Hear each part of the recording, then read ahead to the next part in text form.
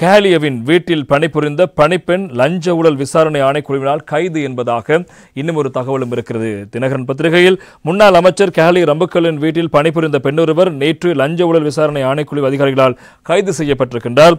சுகாதார அமைச்சுக்கு பெயரளவிலான நியமனங்களை வழங்கியதன் ஊடாக சம்பளம் மற்றும் மேலதிக நேர கொடுப்பனவுகளை தவறாக பயன்படுத்தியதாக முன்னாள் அமைச்சர் கேலி ரம்புக்கல்லவின் விடம் லஞ்ச ஊழல் விசாரணை ஆணைக்குழு நடத்தி வரும் விசாரணைகளுக்கு அமைவாகவே அந்த பெண் கைது செய்யப்பட்டதாக ஆணைக்குழு தெரிவித்திருக்கின்றது. எம்பிலிப்பிட்டிய பகுதியைச் சேர்ந்த ராஜபக்ச சுபசிங்க பத்திரநகை நிபுணி கிருஷ்ண ஜினா என்ற பெண்ணொருவரை இவ்வாறு கைது செய்யப்பட்டதாக குற்றப்புலனாய்வு திணைக்களம் தெரிவிக்கிறது. கைது செய்யப்பட்ட சந்தேக நபரான பெண்ணை நீதிமன்றில் ஆஜர்படுத்தும் நடவடிக்கை மேற்கொள்ளப்பட்டிருப்பதாக அந்த ஆணைக்குழு மேலும் தெரிவித்திருப்பதாக அந்த செய்திகளும் பிரதானமாக இடம்பெடுத்திருப்பதை நாங்கள் காணக்கூடியதாக இருக்கிறது. அதேபோல ரணில் விக்ரமசிங்க முன்னாள் ஜனாதிபதி அவர்களும் நேற்று தினம் லஞ்ச ஊழல் விசாரணை ஆணைக்குழுவில் ஆஜராகியிருக்கிறார். இன்றைய அத பத்திரிகை தலைப்பிடுகிறது. கேலியகே ஔஷத பெமினில்லகட்ட ரணில்கே சிஐடிய பெயக்கு பிரகாஷயாக் என்பதாக அந்த செய்திக்கு தலைப்பெற்றிருப்பதை காணலாம். எனவே ஒரு மணி நேரம் வாக்குமூலம் வழங்கிய ரணில் விக்ரமசிங்க என்பதாக இன்றைய தமிழ் பத்திரிகையில் தொடர்பான செய்திகள் வெளியாகிருக்கிறது. வீரகேசரி பத்திரிகையில் முன்னாள் சுகாதார அமைச்சர் கேலி ரம்புக்வெல்லவின் இம்யூனோகுளோபுலின் மருந்து இறக்குமதி விவகாரம் தொடர்பில் முன்னாள் ஜனாதிபதி ரணில் விக்ரமசிங்க நேற்றைய தினம் குற்றப்புலனாய்வு பிரிவில் முன்னிலையாகி வாக்குமூலம் வழங்கியிருக்கின்றார்.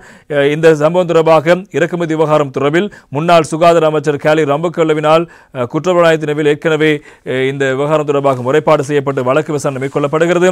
எனவே அவர் அந்த காலப்பகுதியில் இந்த சம்பவம் தொடர்பாக கூட்டு பொறுப்பு அமைச்சரவை கூட்டு பொறுப்பு தொடர்பான விடயத்தை அடிப்படையாக வைத்து இப்போது முன்னாள் அமைச்சரிடம் விசாரணை மேற்கொள்ளப்பட்டு வருகிறது.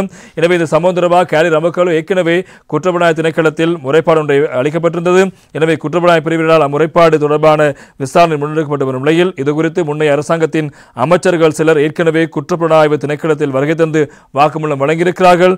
இவ்வாறான பின்னணியில் நேற்று புதன்கிழமை குற்றப்புலனாய்வு திணைக்களத்திற்கு வருகை தந்த முன்னாள் ஜனாதிபதி விக்ரமசிங்க சுமார் ஒரு மணி நேரம் வரை வாக்குமூலம் வழங்கியதன் பின்னர் அங்கிருந்து வெளியேறினார் என்பதும் அந்த செய்தியாக இடம்பெடுத்திருப்பது நாங்கள் காணலாம். எனவே அவரிடமும் வாக்குமூலம் பெற்றுக் கொள்ளப்பட்டிருக்கிறது. ஏற்கனவே இதற்கு முன்னரும் பலர் வாக்குமூலம் வழங்கியிருக்கிறார்கள். அதேபோல பிரதமர் தினேஷ் குணவர்தன உள்ளிட்டோரும் அப்போதைய பிரதமராக தொடர்பான அமைச்சரவை கூட்டு பொறுப்பு தொடர்பான விடயத்தை மையப்படுத்தி அவரிடம் வாக்குமூலம் பெற்றுக் கொள்ளப்பட போகிறது.